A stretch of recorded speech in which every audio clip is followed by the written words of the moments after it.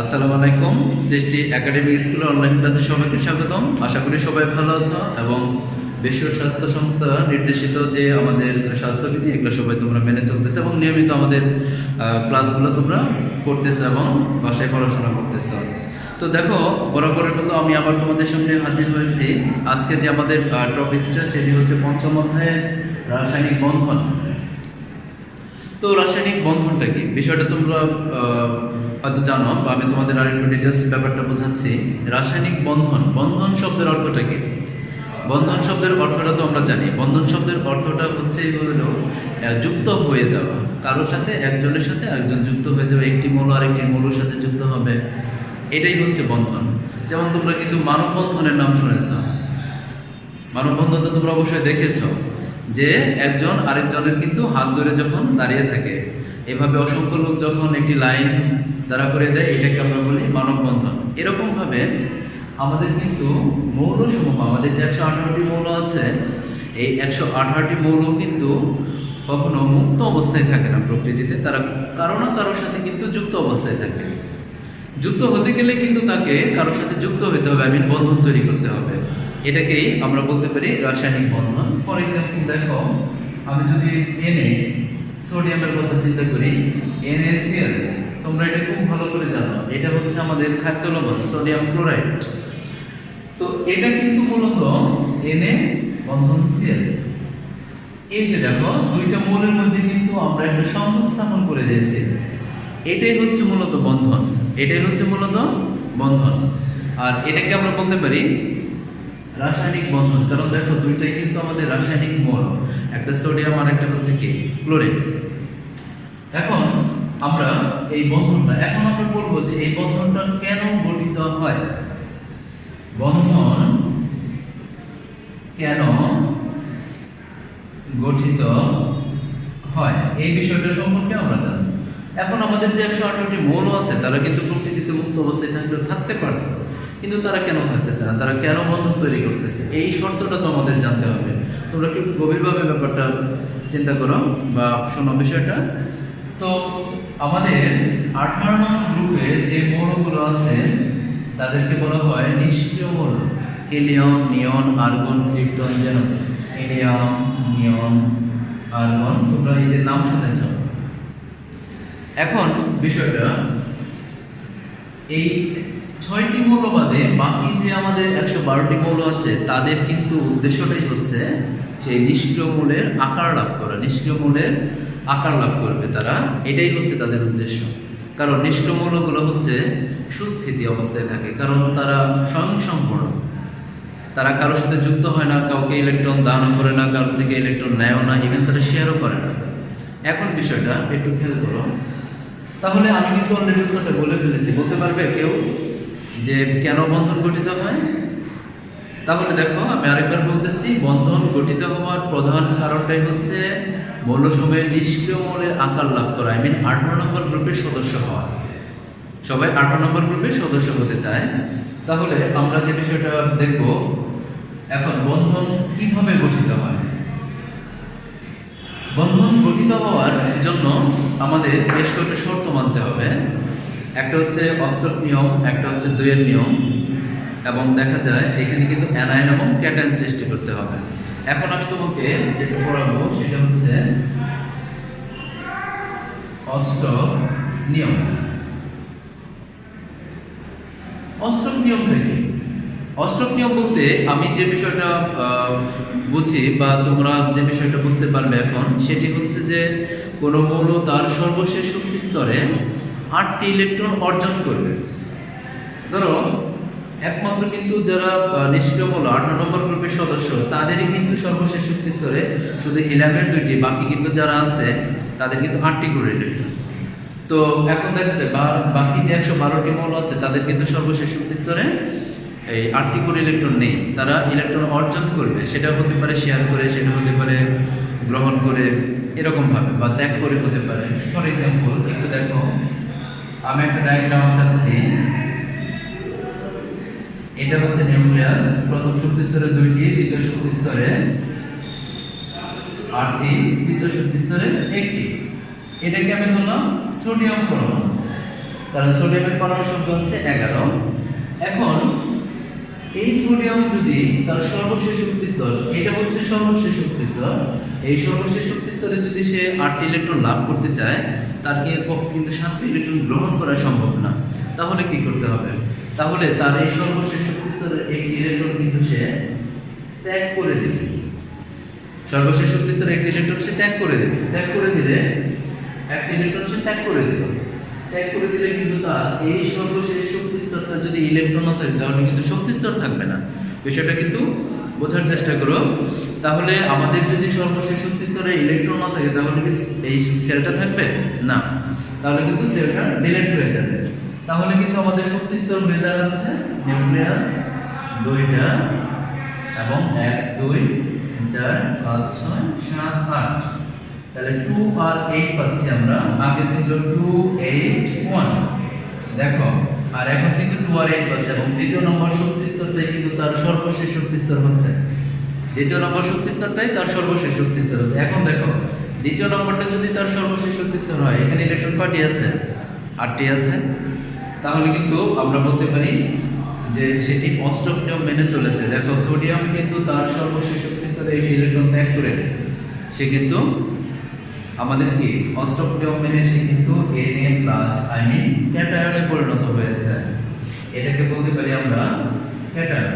দেখো, এখান থেকে আমি আরেকটা জিনিস শিখে ফেললাম যে ক্যাটায়নটা কি। ক্যাটায়নটা কি? ক্যাটায়নটা হচ্ছে যদি কোনো ধাতব পরমাণু তার সর্বশেষ শক্তি স্তরে ইলেকট্রন ত্যাগ করে ধনাত্মক আয়নে পরিণত হয়, তখন আমরা তাকে বলি ক্যাটায়ন। তো দেখো, এখানে সোডিয়াম কিন্তু তার সর্বশেষ শক্তি ইলেকট্রন ত্যাগ করে Na+ এ পরিণত হয়েছে এবং ক্যাটায়নে পরিণত হয়েছে। ব্যাপারটা অবশ্যই বুঝতে পারছো। এই হচ্ছে আমাদের অষ্টক নিয়ম। আর 2 নিয়মটা হচ্ছে একই বিষয়। যেমন আমরা যদি একটু লিথিয়ামের কথা চিন্তা করি, লিথিয়াম 1 2 1, লিথিয়ামের পরমাণু সংখ্যা হচ্ছে 3। সর্বশেষ শক্তি স্তরে ইলেকট্রন কয়টি? একটি। তাহলে সেই একটি ইলেকট্রন যদি সে ত্যাগ করে দেয়, তাহলে কিন্তু লিথিয়াম প্লাস হয়ে যাবে। লিথিয়াম প্লাস হয়ে যাবে। তার সর্বশেষ শক্তি স্তর, প্রথম শক্তি স্তরটাই হবে সর্বশেষ শক্তি স্তর। তাহলে সে কিন্তু 2 এর নিয়ম মানল। 2 এর নিয়ম। তাহলে বিষয়টা তোমরা অবশ্যই বুঝতে পারছো যে অষ্টক নিয়ম কি, 2 এর নিয়ম কি। তাহলে আমরা বন্ধন গঠন করতে গেলে অবশ্যই অষ্টক নিয়ম 2 এর নিয়মটা আমাকে মানতে হবে। সেটা হোক আয়নিক বন্ধন, সেটা হোক সমযোজী বন্ধন। এই বন্ধন তৈরি করার বা বন্ধন গঠন করার মূল শর্তটাই হচ্ছে অষ্টক পূর্ণতা লাভ করা এবং সুস্থিতি অর্জন করা। আজকে আমরা যে বিষয়টা নিয়ে একটু আলোচনা করব, বন্ধন, সমযোজী বন্ধন। সমযোজী বন্ধন নিয়ে আলোচনা করব। তো আসলে সমযোজী বন্ধনটা কি? সমযোজী বন্ধন বলতে আমরা যে বিষয়টা বুঝি যে দুটি অধাতব পরমাণু তাদের সর্বশেষ শক্তি স্তরের বিজোড় ইলেকট্রন শেয়ারের মাধ্যমে যে বন্ধন তৈরি করবে সেটি হচ্ছে কি সমযোজী বন্ধন। কি বললাম আমি? দুটি অধাতব পরমাণু তাদের সর্বশেষ শক্তি স্তরের বিজোড় ইলেকট্রন শেয়ার করবে। ফর এক্সাম্পল একটু দেখো তোমরা, আমি তোমাকে 2টি মৌল দিলাম, একটি হাইড্রোজেন, একটি সালফার।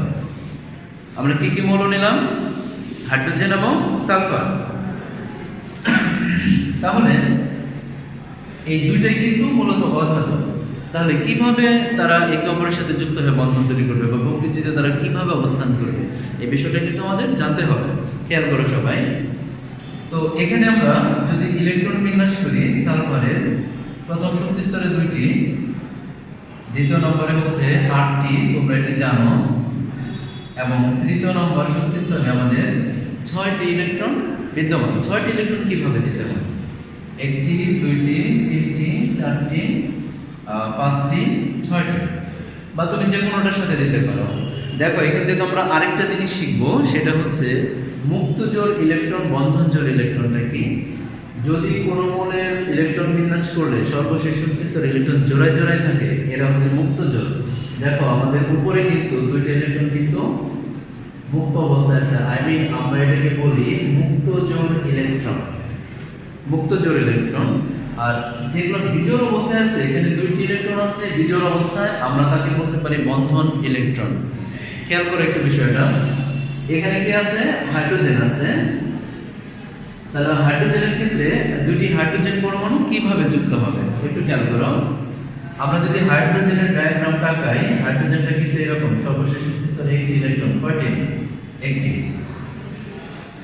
এখন আমি একটু আগে বলেছি সংজ্ঞায় যে সমযোজী বন্ধন গঠনকালে কিন্তু একটি পরমাণু অপর পরমাণুর সাথে যখন যুক্ত হবে তখন কিন্তু তাদের সর্বশেষ শক্তি স্তরে বিজোড় ইলেকট্রন যুক্ত হবে। এখন দেখো সালফারের বিজোড় ইলেকট্রন কয়টি? দুইটি। এই দুইটি বিজোড়ের সাথে কিন্তু হাইড্রোজেনের এই যে বিজোড় ইলেকট্রনটা এসে কিন্তু বসে যাবে। এটা কিন্তু হাইড্রোজেন পরমাণু। এখানেও ঠিক সেম ভাবে কিন্তু হাইড্রোজেন এসে বসে যাবে। আর এটা হচ্ছে সালফার। তাহলে দেখো তারা কিন্তু, তাহলে সালফারের একটি বিজোড় ইলেকট্রন এবং হাইড্রোজেনের একটি বিজোড় ইলেকট্রন দুইটি কিন্তু এসে কিন্তু তারা শেয়ার করেছে। শেয়ার করা মানে কি? প্রয়োজনে এখন হাইড্রোজেনও ব্যবহার করতে পারবে, প্রয়োজনে কিন্তু সালফারও ব্যবহার করতে পারবে। একটু দেখো তো তোমরা, আমি যদি হাইড্রোজেন দুটোকে একটু মুছে দিই তাহলে এখানে সালফারের সর্বশেষ শক্তি স্তরে কয় জোড়া ইলেকট্রন দেখা যাচ্ছে? 4 জোড়া। 4 জোড়া মানে 8টি দেখা যাচ্ছে। আমি 4 জোড়া 8টি মানে কি? সে নিষ্ক্রমণ লাভ করে ফেললো। এখানে যদি আমি সালফারটাকে মুছে দেই, একটু হাইড্রোজেনের দিকে তাকাও, হাইড্রোজেন কিন্তু তার প্রয়োজনে সর্বশেষ শক্তি স্তরে 2টি ইলেকট্রন লাভ করেছে। তাহলে আমরা বলতে পারি হাইড্রোজেন কিন্তু বন্ধন গঠনের পর হিলিয়ামে পরিণত হয়েছে, আর সালফার কিন্তু বন্ধন গঠন করার পর আর্গনে পরিণত হয়েছে। দেখো দুইটাই কিন্তু নিষ্ক্রিয় মৌল। তাহলে আমরা কিন্তু বুঝতে পারলাম যে ইলেকট্রন কিভাবে শেয়ার করে তারা সমযোজী বন্ধন তৈরি করে। আরেকটা বিষয় তোমরা মনে রাখবে, আমাদের সমযোজী বন্ধনে কিন্তু মূলত দুর্বল ভ্যান ডার ওয়ালস বল কিন্তু তৈরি করে। আচ্ছা, আমরা যদি একটু দেখি এই সংকেতটা কি? H2O, পানি। তো পানিটা কিন্তু আমরা তোমাদের দেখাতে পারি। দেখো আমি এই বিকারে যে উপাদানটি রেখেছি মূলত সেটা হচ্ছে কিন্তু পানি। এখন আমি যদি তোমাকে বলি এই পানিটাও কিন্তু একটি রাসায়নিক যৌগ, পানিটাও কিন্তু রাসায়নিক যৌগ। এখন যদি বলি এটা কোন ধরনের যৌগ, এই পানিটা কোন ধরনের যৌগ, এটার অ্যান্সার কি তুমি দিতে পারবে? হ্যাঁ, পানিটা হচ্ছে সমযোজী যৌগ। তুমি সঠিক বলেছ, পানিটা হচ্ছে সমযোজী যৌগ। এখন কেন সমযোজী যৌগ? পানিতে যে দুটি পরমাণু আছে, এখানে দুটি পরমাণু কিন্তু একে অপরের সাথে কিন্তু তারা ইলেকট্রন শেয়ার করেছে। আমরা যদি পানির গাঠনিক সংকেতটা আমরা যদি লিখি, অক্সিজেনের সাথে কিন্তু 2 2 1 2, এখানে কিন্তু হাইড্রোজেনটা শেয়ার করেছে। হাইড্রোজেন কি করেছে? শেয়ার করেছে।